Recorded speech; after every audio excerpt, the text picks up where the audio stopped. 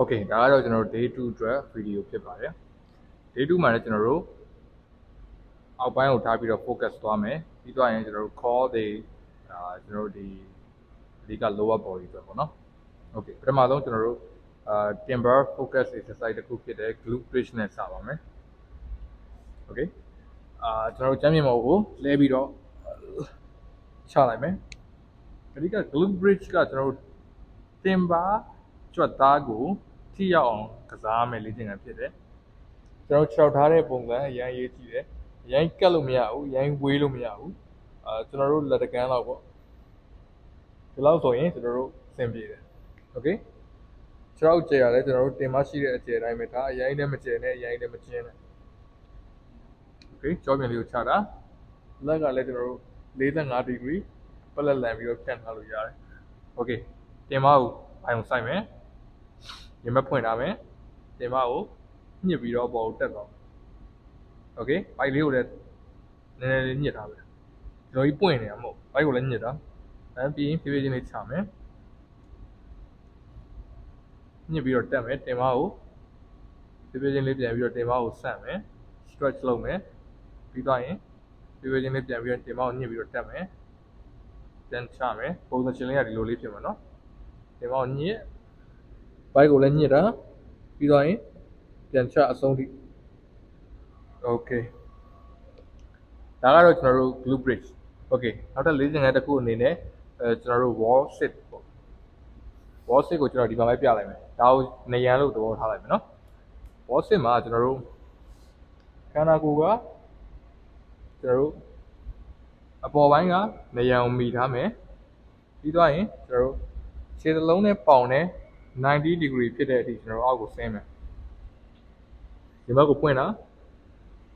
ကျွန်တော်ဒီပေါင်ကြီးကိုအရင်တွန်းမထားရင်ပိုကောင်းတယ် Okay သူ့အနေနဲ့သူပဲထားပြီးပြီ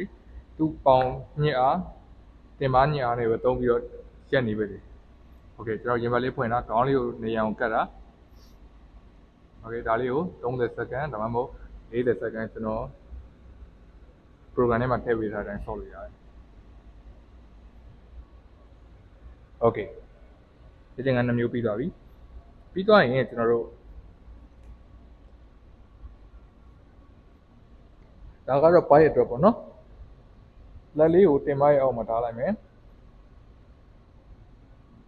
ခြေထောက်လေးကိုကျွန်တော်တို့45 degree တိမြောက် bike ကိုညှစ်တာအရင်ဆုံးရင်ဘတ်လေးကိုမားလိုက်မယ် bike ကိုညှစ်မယ်ဖြည်းဖြည်းချင်းလေးချမယ်ညှစ်မယ်ဖြည်းဖြည်းချင်းလေးချမယ်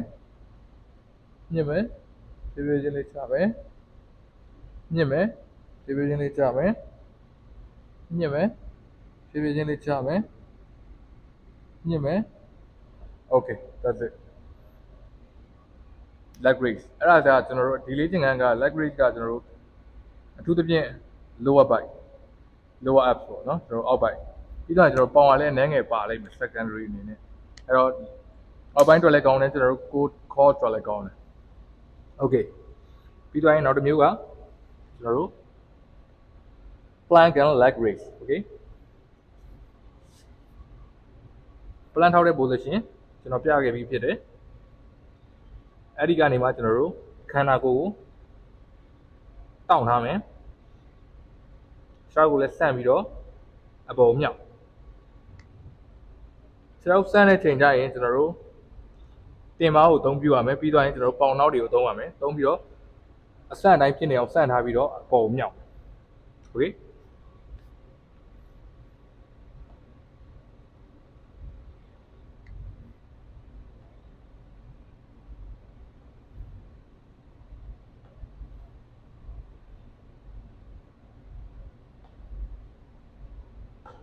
Okay ဒါလေးကတစ်မျိုး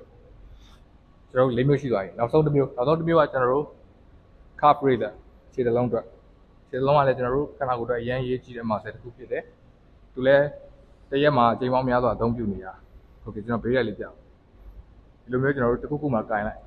ကင်ပြီးသွားရင်ပို့ပြီးတော့ကျွန်တော်ငြိမ်သွားပြီခန္ဓာကိုယ်ကကြွမယ်ခဏကိုကြွနိုင်လောက်အဆုံးထိပြန်ချကြွမယ်ပြန်ချမယ်ကြွမယ်ပြန်ချမယ်ကြွမယ် ပြန်ချမယ်ကြွမယ်ပြန်ချမယ်โอเค